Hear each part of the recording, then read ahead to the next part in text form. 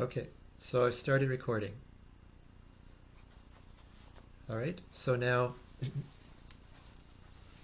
I'm going to just erase the board.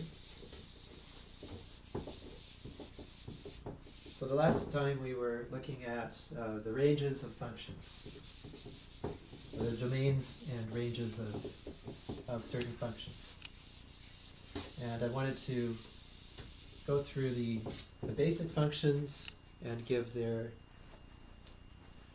domain and range, just so you have an idea. This is also in the textbook. So if this is, so you can follow.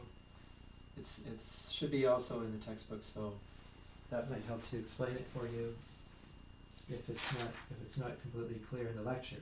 Okay. So good.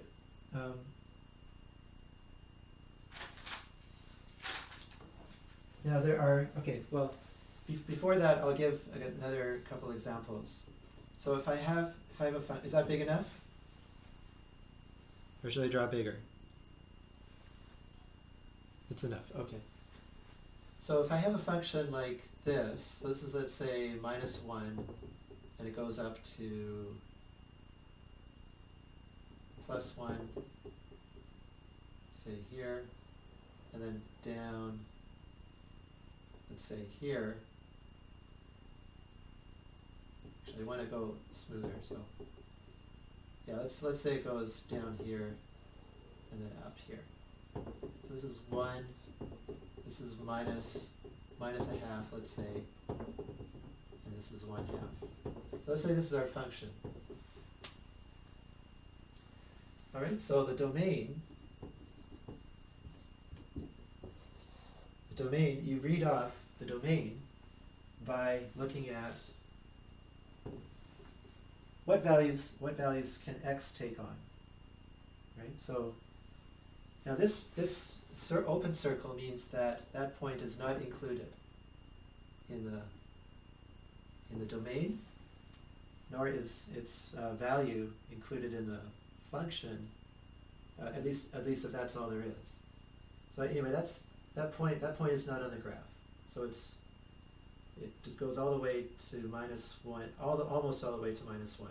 Gets ever closer, but the point -1 for x is not included. If it were, then the value of the function there would just be 0, right? But that's not included. So as you go up and down like this and up again, here there's this endpoint is included, and there the value of the function is 1. So it's like that. So the domain is all the values between, -1, not including -1, and 1, including 1. So that again means not including, exclusive bracket, and that means included. So inclusive bracket. All right, so then the range, meanwhile, the range is a set of all values that the function takes on when you're between 0 and 1, or -1 and 1, not including -1. So if you notice, although the value 0 is not included here, you keep on going, and then eventually it is included here. So that point is on the graph. So the values of the range the values that will be included in the range will include actually 0. There are the values of y. So if you look at all the points which are, if you look at all the y coordinates and you put them on the y-axis, then you'll get all the points from 0 to 1, like that. Okay, here on the real line, it's all the points, so you'd have an open bracket there and a closed bracket there. Okay, does that make sense here? Okay, so it's good. Now, another example that I will give you in the homework, similar to one I'll give you in the homework, is if you have a square root and you have let's say 1 minus x in the square root, and you divide by x, let's say plus 1. So this is our function. Find the domain and range.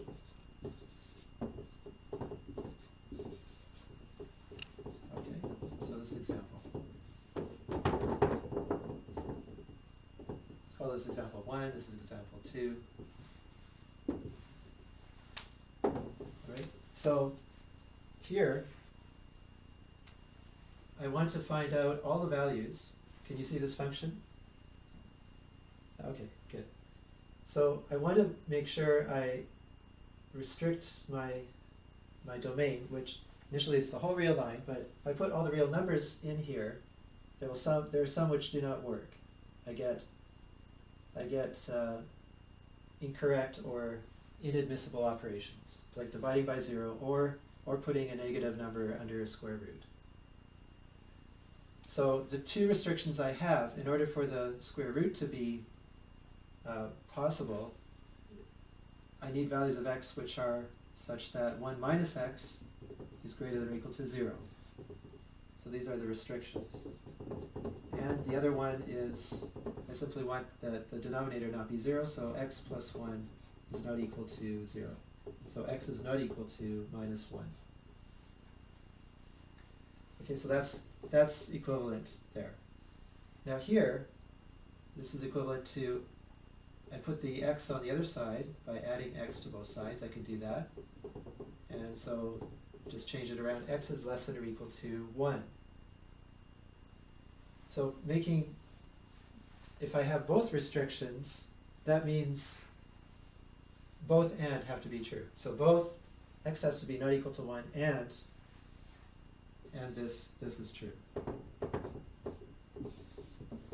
And x is less than 1. So to draw a graph of that, you can see here's the x-axis. Here's 1. Here's 0. Let's say here's minus 1 for reference. I put the 0 for reference. So the point minus 1 is excluded, and I have all the points less than 1, so it looks like this. So I go through the origin like this, all those points are in the domain, and then all these points are in the domain. Okay? So that's the domain. Using set builder notation, domain is the set of x such that x is less than or equal to 1 and x is not equal to minus 1.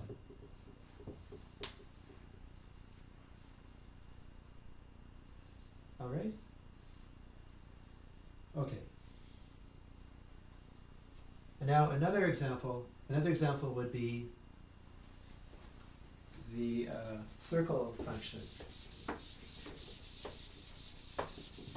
Okay, remember how I got the circle function? I took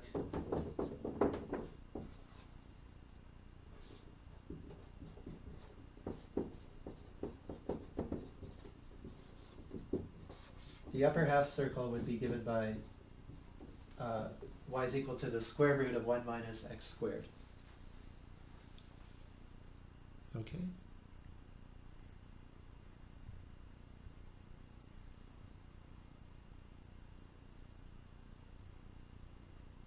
Okay, Zara just texted me a little while ago and said the internet doesn't work for her. Okay, so anyway, I'll just keep going. I'll just tell her I'm recording and we'll post it later.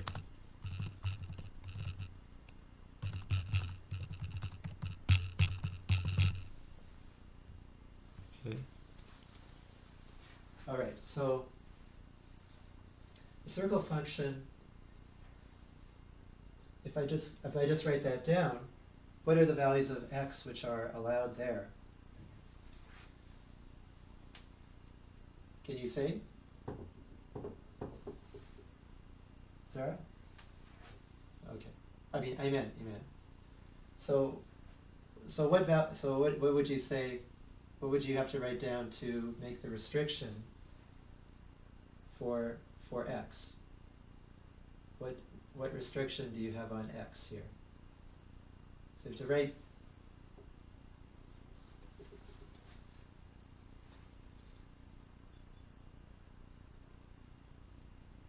Okay, well, if x can be what 1, that's correct because you get 0 then. But not only 0, but anything positive will work too. Yeah, so it's not there's not just one value that this expression can have. So you want this expression to be positive. And there's no denominators here, so you don't have to make a further restriction like you did here. Okay, so then let's erase this one. So then how do I find the range of values for which 1 minus x squared is less than 0?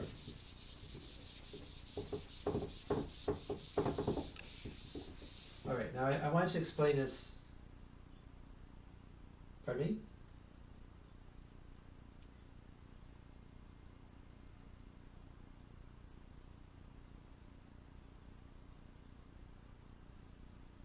Yeah, okay, sorry, finding the domain first. Find the domain and then the range. So domain will be the set of all x values which are allowed in this function. So this is my function f of x. Okay, so it's going to be what? This is the restriction. This is the only restriction so far. X squared is, I can also rewrite it like this. X squared is less than or equal to 1. Okay, now I want to explain what you don't do at this point. It's easy to try to just say, let's take the square root of both sides, and then you get, x here and plus or minus 1 here. But that, unfortunately, is wrong. Okay? So don't do this. So what you have to do, because the problem is, if you look at this carefully, this is x. What do you mean by this? So is it both x less than or equal to 1 and x is less than or equal to minus 1? Is it one or the other?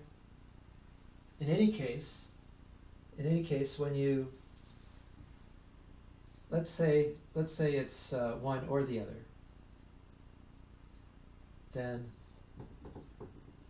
it would be,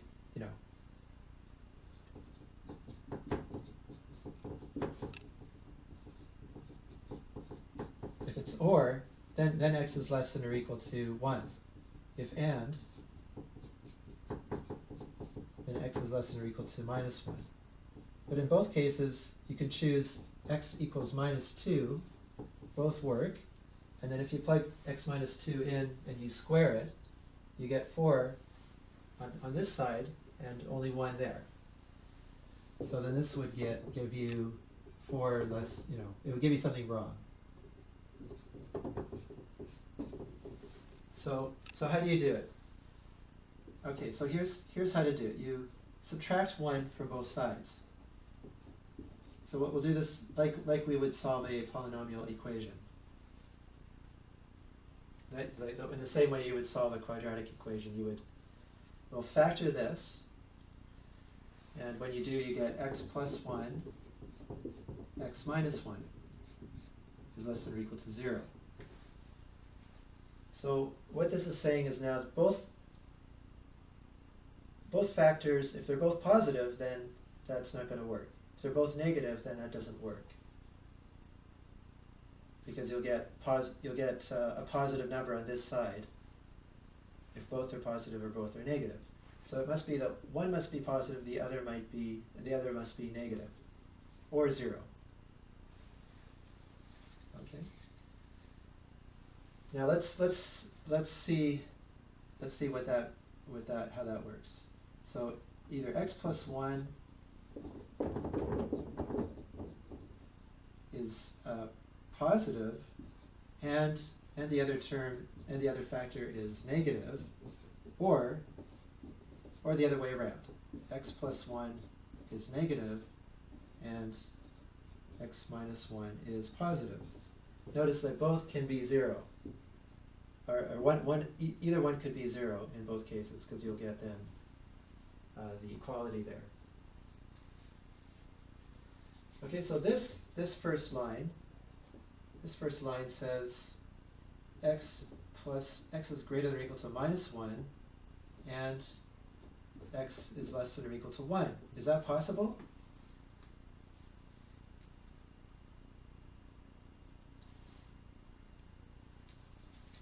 Well, it's possible to check that by looking at these sets on the number line. If you write this set on the number line, then this is minus 1 is here, starts here, and it goes up like this. The other one starts at plus 1 and goes down. All right? Like that. Now when you say and, that means x has to be in both sets, or in other words, the intersection of the two sets. Do these two sets have intersection?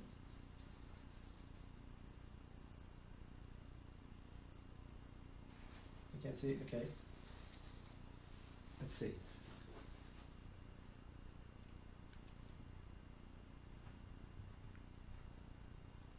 Yeah, so you have this set here, and then this set here. Okay, let's try a different color.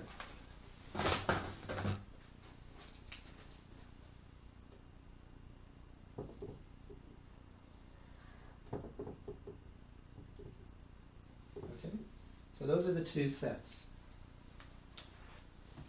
Do they have points? Is there an intersection of these two sets? Let's try to make this red as well. Intersection means all the points which are in both sets at the same time. So is there an overlap of these two sets on the real line? Here's the real line. We'll use another color, just black.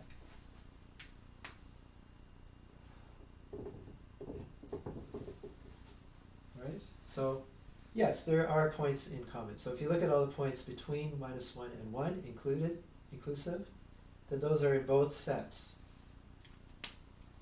So this means, so you can write it like this: minus 1 is less than or equal to x, is less than or equal to 1.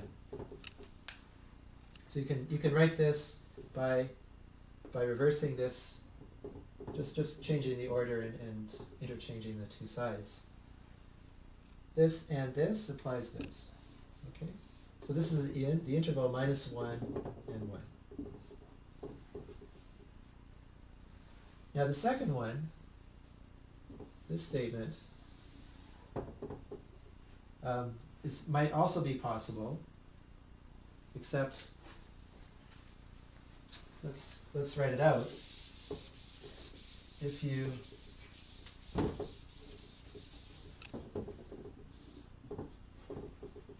okay, so this is statement 1, this is statement 2. So statement 1 is equivalent to this. Statement 2 is equivalent to x is less than or equal to minus 1 and, right, so you still have that and word there, x is greater than or equal to 1. All right, so and means intersection of these two sets. Now draw the sets out on the real line. So here you have minus 1, and this is everything less than minus 1.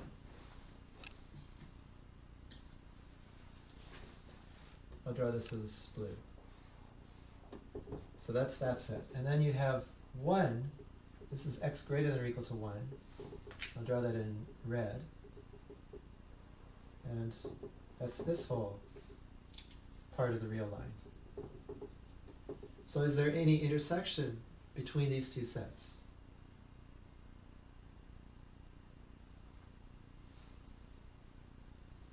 no, there's no points in common. The sets do not overlap on the real line. Here, one is right on top of the other, they overlap.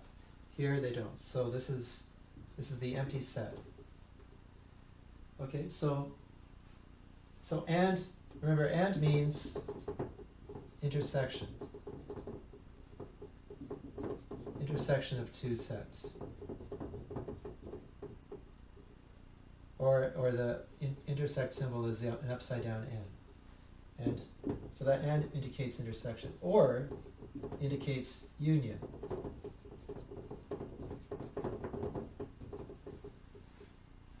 Or the union symbol like this. So we want the union of the first set, 1, which is this interval, and the second set, which is the empty set. But union just means you add the two sets together. So by adding, this is like adding 0 to the set. So you don't add anything by taking the union with the empty set. So the end result is just this set here. That's the solution set for this inequality.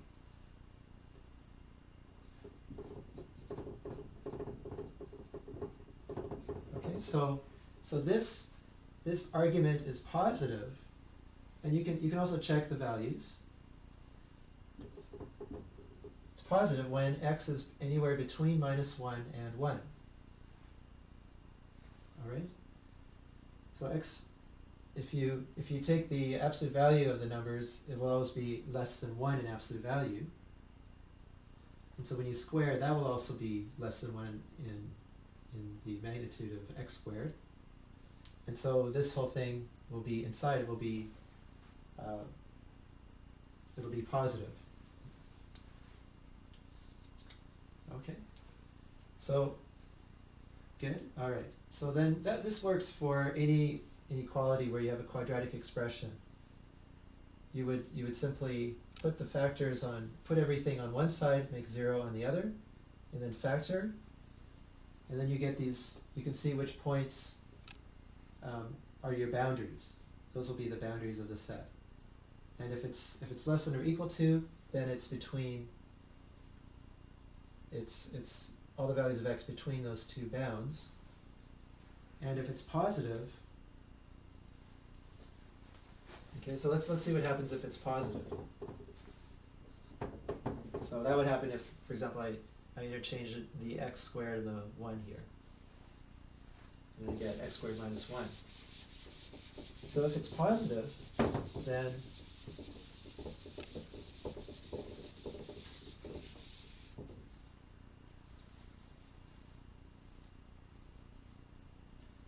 I get x minus 1, x plus 1 is greater than or equal to 0. So both are positive or both are negative.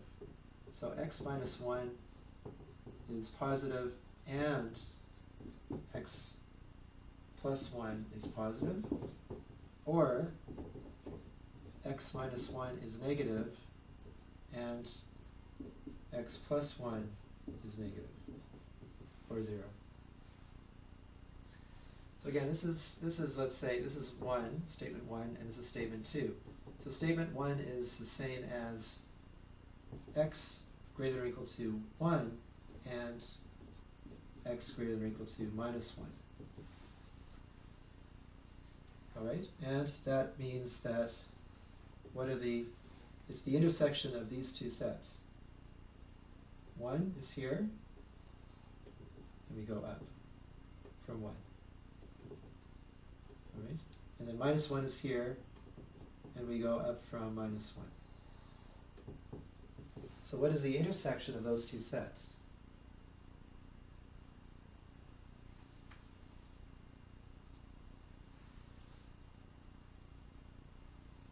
All right, well, the intersection is just the set which starts here at 1 and then keeps going. Because that's also, because the other set just already contains that set, but it contains all these other points which are not in this set. So you just look at the overlap of the two sets to find the intersection. Okay, so this is the intersection. X greater than or equal to 1. All right, or 2.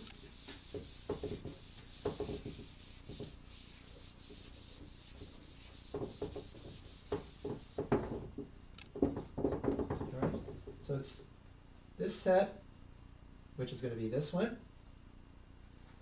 shown by the red. This is the final result. And or x minus 1 is negative, so that's going to mean that x is less than or equal to 1, and x plus 1 is, I should have said positive. Oh no, they both have to be negative, yeah. And x is less than or equal to minus 1. Okay, so what is this intersection? Can you picture it on the real line? X is less than 1 is here, or minus 1 is there, and then x less than 1 is here. And so the intersection is going to be this remaining part, or this overlapping part here. So that's the intersection. And so it's x less than or equal to minus 1. All right, so 1 or 2, that means the union is going to then be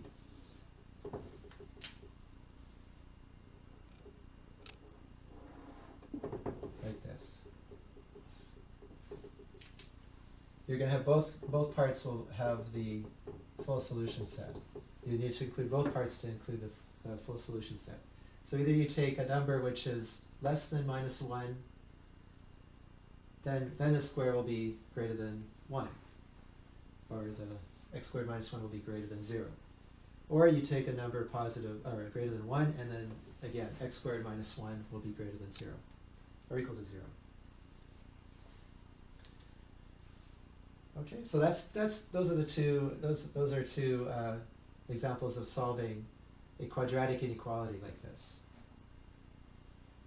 All right, and now another way. Maybe this is a little bit more, a quicker way to do it, which gets you to the answer faster, is do it like this. You put the factors in the order that, so that the zeros are in increasing order, ascending order. So you put the 0 here is minus 1, the 0 here is plus 1. And then you draw this kind of graph. You draw the real line here. You draw your zeros, minus 1 and 1 here. And then you say, okay, the factor, let's write whether it's positive or negative just above these regions. So here, x plus 1 is negative because this factor will be, x will be less than minus 1, so x plus 1 will be less than 0. So here it will be negative. And over here, it will turn positive when it crosses its 0. It will become positive, and it will stay positive when x passes through 1. On the other hand, x minus 1 is negative here. You could just plug in a few values to see that. It doesn't change its sign when x goes through minus 1, so it'll stay negative here. And over here it will turn positive because it will go through this 0 at x equals 1. This will go through 0 as x goes through 1. So now the product together of these two factors together will simply be the products. It'll be positive or negative depending on whether these products are, when multiplied together, give you something positive or negative. So this will multiply together and give you positive. This will multiply together and give a negative. This will multiply and give you a positive. All right. So now I can solve my inequality right away. So the inequalities, if I had x less than or equal to, I go back to x equals less than or equal to 0 here, x squared minus 1 is less than or equal to 0, then I can see the only place where that will happen, according to this graph, is where, it's right here. The bottom row tells me that I only get a negative number if I'm between -1 and 1. Okay, all the other intervals give me positive. So I can immediately write down this, or if I have this inequality, and I look at this graph, then again I can see either x has to be bigger than 1 or equal to 1, or it's x is less than or equal to -1. Okay, so that's a faster way by just looking at just the x-axis here and looking at where the factors change sign, and then writing out their signs in all the intervals that are going to be relevant here. Right. So the only points where things change are -1 and 1, where you have the roots of these two factors, the zeros of these factors. Okay, we'll see. We'll learn more about zeros and roots later in the chapter on polynomials when we get to that.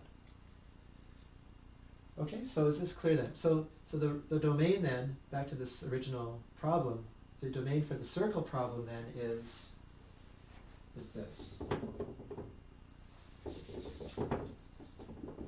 The set of x such that -1 less than x is less than 1. Or just -1 and 1, that interval. Okay, what does the circle function look like?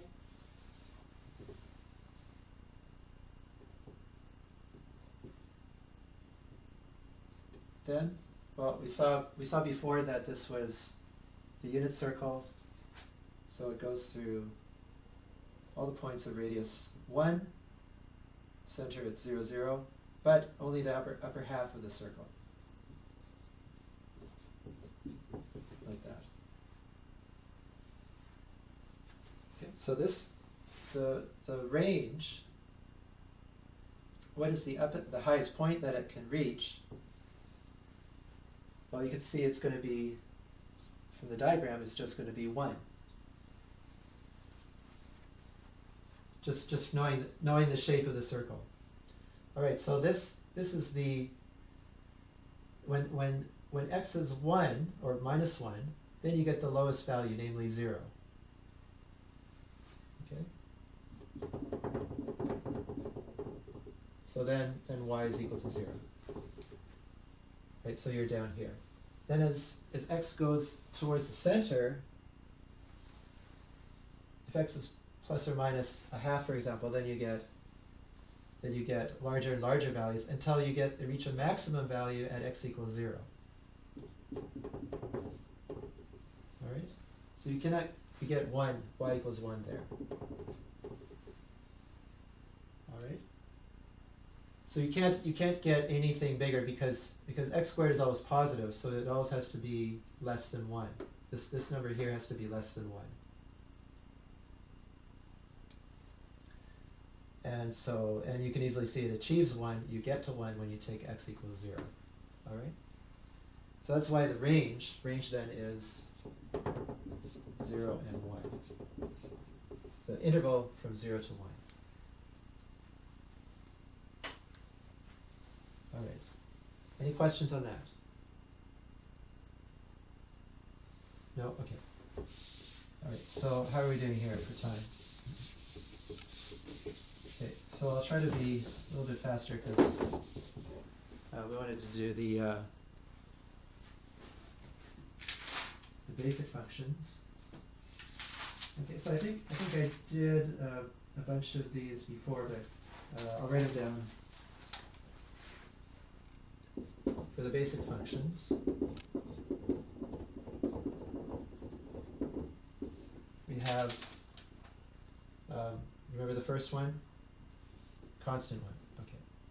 So the constant function is like this. Here's the constant. C could be positive, as shown here, or it could be 0. or it could be negative. It could be down here. So the domain of this function is all real numbers. So, because any number when plugged in automatically gives you C. The range, what is the range here?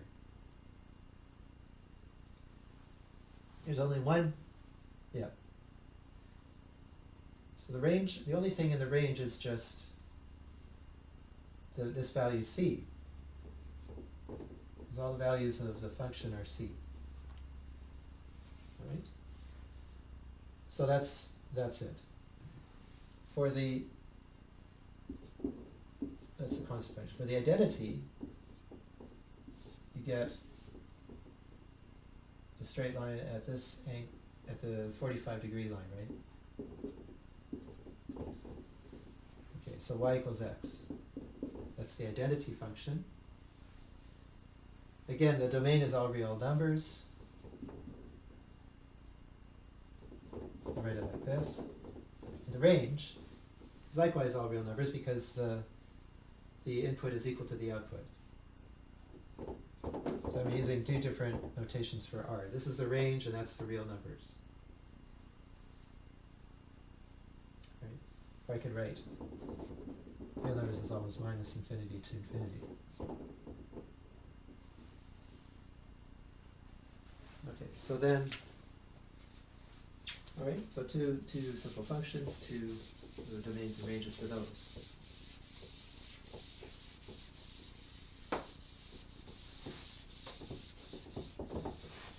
Then we have the next one is the absolute value function.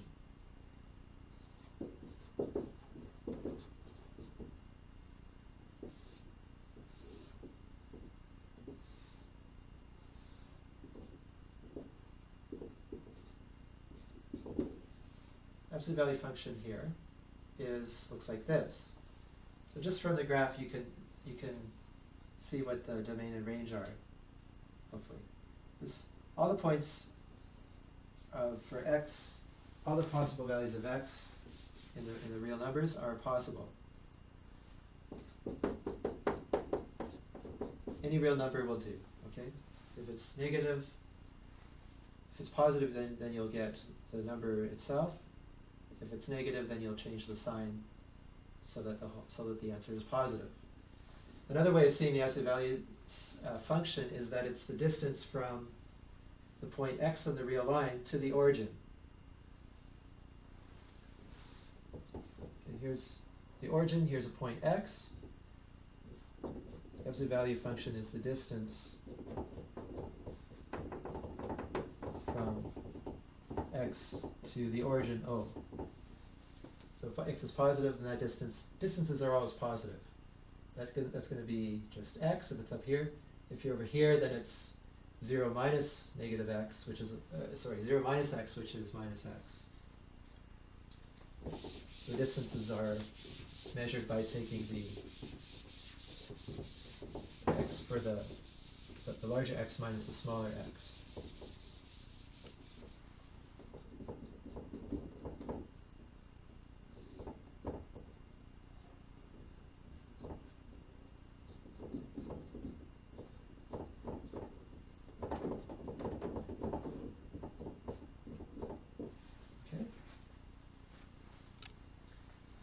So those are the two cases. This is x positive, and this is x negative. Okay, so then you get this function. So the domain is all real numbers, because everything will be, you could put any real number into this function. And the range, however, will be, not all real numbers now, because the y values will only start at 0, and then they'll go up. So it's 0 to infinity. 4. The quadratic function. So f of x is x squared. So again, we saw this before, that any real number will do, and you have 1, 1, You'll have it looking like this.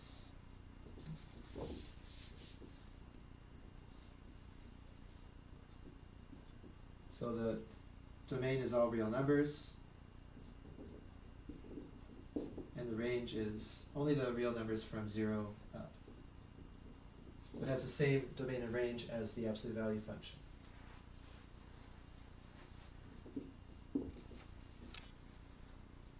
Okay?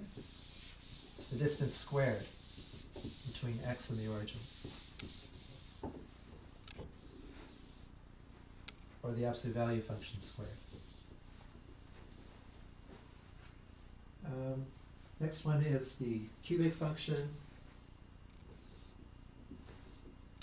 which looks like this: 1, 1, minus 1, minus 1.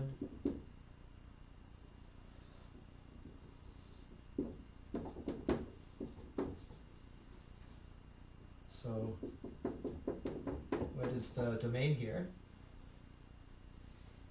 Any real number will do. So the domain is all real numbers. And what are the possible values in the range? Again, the y values will be, you go all the way up the axis and down the axis here when you follow this line. All the y values will go all the way to plus infinity and all the way to negative infinity. So again, you cover all the real numbers. You have to include all the real numbers because they can be achieved by some value of x. Okay. The other ones were, so these so far have all ranges or domains which are the real numbers. Then you want to do the reciprocal function. Reciprocal function is 1 over x, and that looks like this. These by the way, are two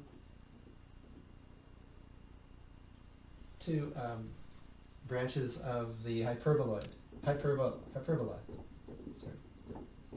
this is a hyperbola.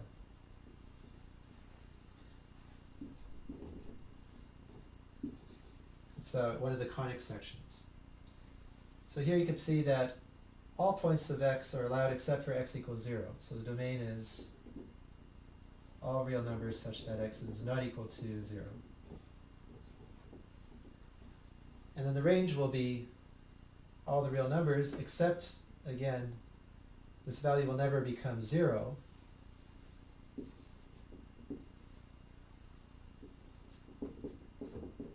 So you'll get the same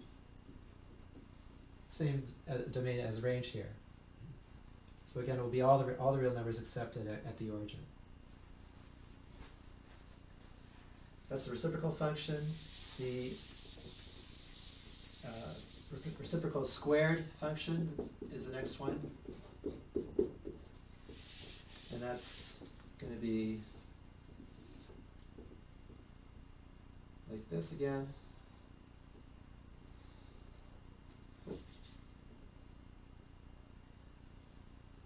Okay. X, again, cannot be 0, so the domain is all real numbers except 0. And the range is, you can see from the graph that y cannot be 0 because this graph gets closer and closer to the axis but never touches it.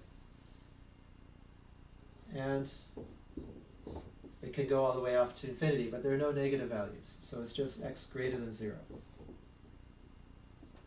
Like this.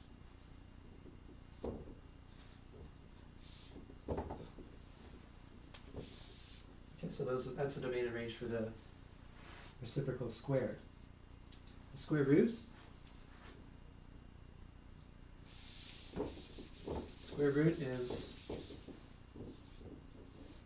square root of x function.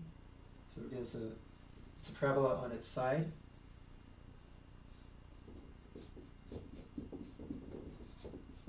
Like this. And it's got values, the domain values are all the x values that are allowed in there, so that's going to be the positive ones, or 0. So that includes 0.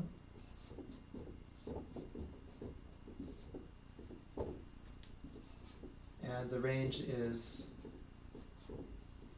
again, all values from 0 upward. So it's the same set actually.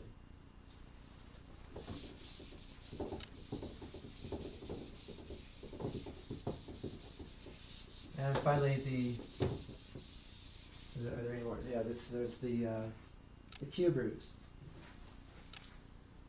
Cube root function looks like, again, a cubic on its side, like this.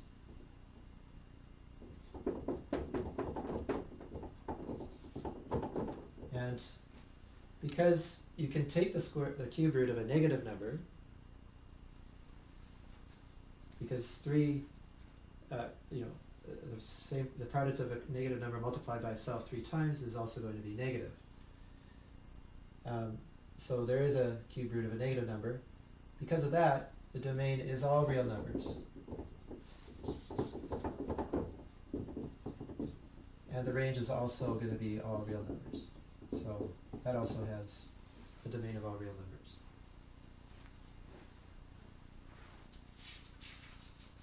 Okay.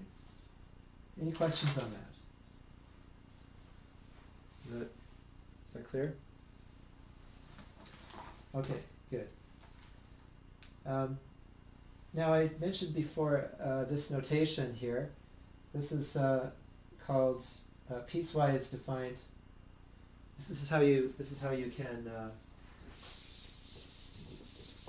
write down functions which are defined as these simple functions,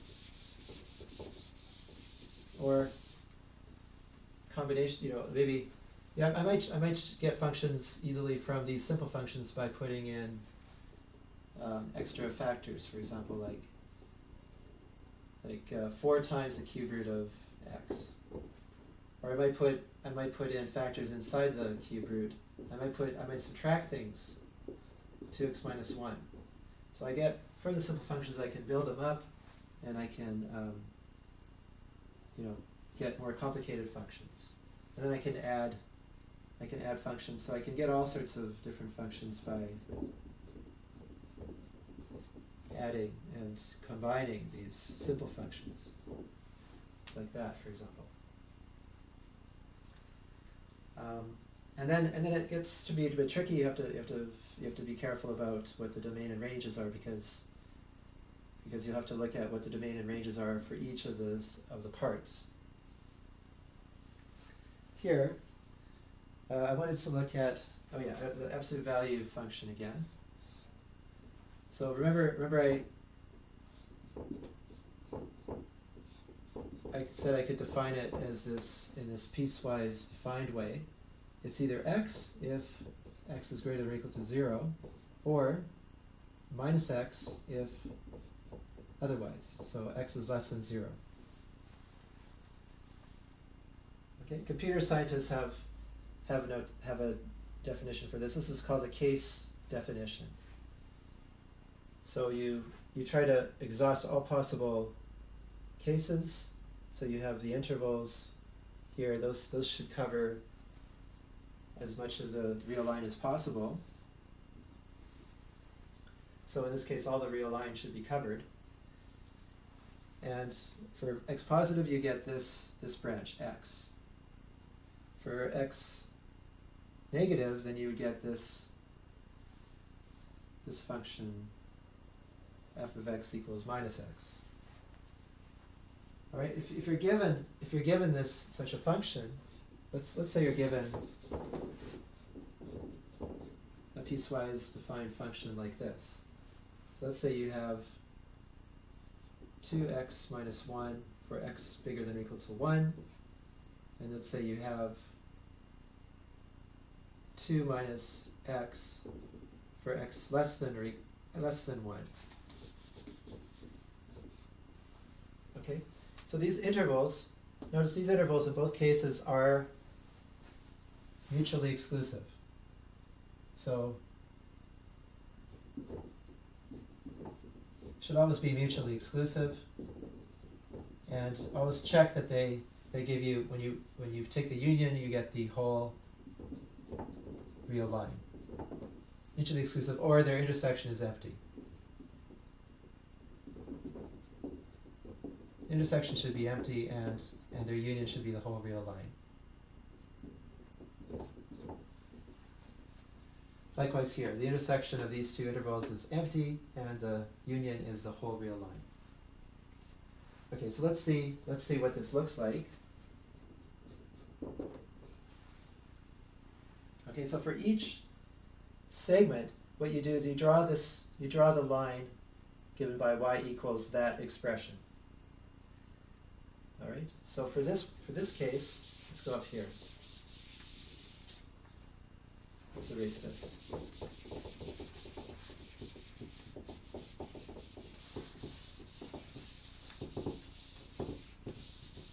For this case, first case here, you want to draw that line. Y is equal to 2x minus 1. All right, so let's recall the way to plot the graph of, to draw the graph of a linear function. All right, so the general formula is y equals mx plus b. The m is called, what do you remember it being called?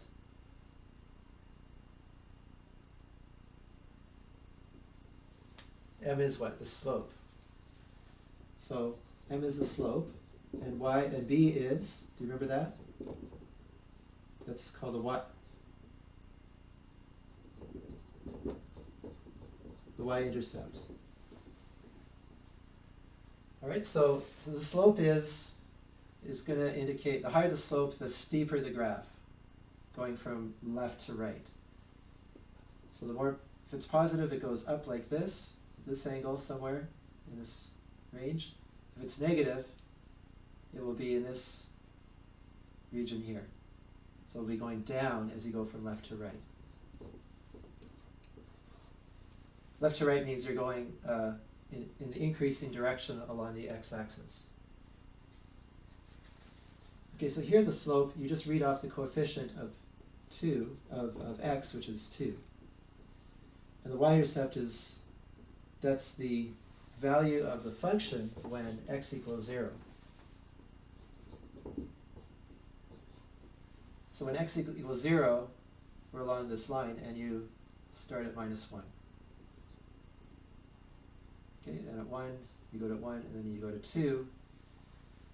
This, to find another point, so this point is on the line. To find another point, you can just go, let's say, one step to the right, and the slope says you go 2 steps up, because a rise over run is always a constant ratio. So however many steps you go to the right here, you have to go 2 up. If you go 2 over, then you have to go 4 up. So this is 1 now. And then the next one will be 3. So when you draw, as long as you're going up in similar ways, those all will be similar triangles, and this will be on the same straight line. So that's our graph of this function. Now the graph of this function, we'll plot that as well on the same graph. Here, the y-intercept is 2, so we start here, or that's like, you might not think of starting there, but you just go, that's going to be a point where x is 0. And the slope is minus 1, so when you go to the right by 1, then you go down by 1 along the y-axis, along the y direction. So you go like this, and this gives you the other line.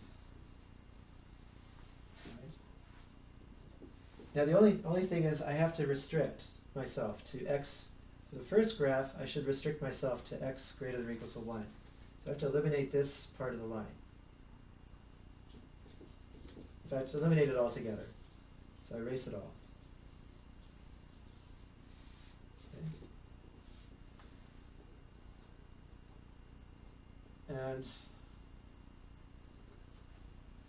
And this line also, I have to eliminate the part where x is less than 1. So here's a part where x is greater than 1, this part here, and that's the only place I want this line. For this line, I only want it for x less than 1, so I have to eliminate this part. It looks like you left the chat, or the Skype call. Okay. Anyway, I'll keep on going and I'll post this. Okay, so this gives you the final graph for this piecewise defined function. Okay. With that, I would like to at least give you some homework for this section. This is homework on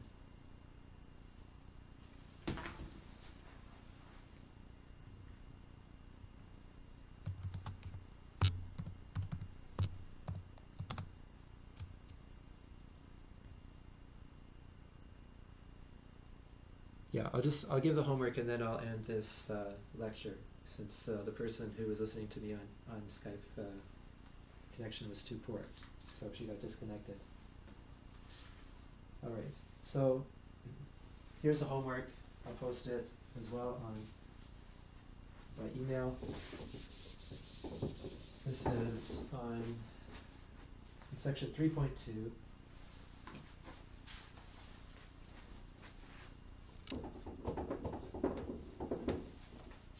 So I gave number 7, 10, 11, 13, 15, 16, 21, 23, 26, 29, 31, 35, 37, 38, 41, 45, 48, 51, 61. Okay, so just some exercises for you to work on there. Okay, so I'll sign off. Thanks for watching this lecture, and see you next time, which would be Thursday.